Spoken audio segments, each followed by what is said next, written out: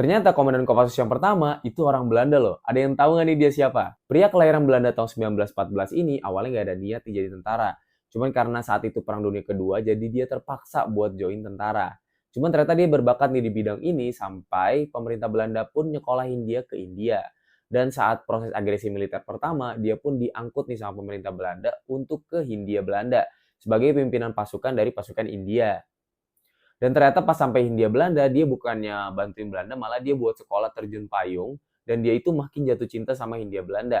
Sampai dia nggak mau balik lagi, dan dia juga keluar dari tentara nih. Dan dia pun menikah dengan orang Indonesia sampai dia pun menjadi mu'alaf nih. Namun karena pengalaman beliau sebagai pasukan khusus di Perang Dunia Kedua, pemerintah Indonesia itu menjadikan dia sebagai komandan Kopassus pada saat itu yang masih namanya adalah ini nih.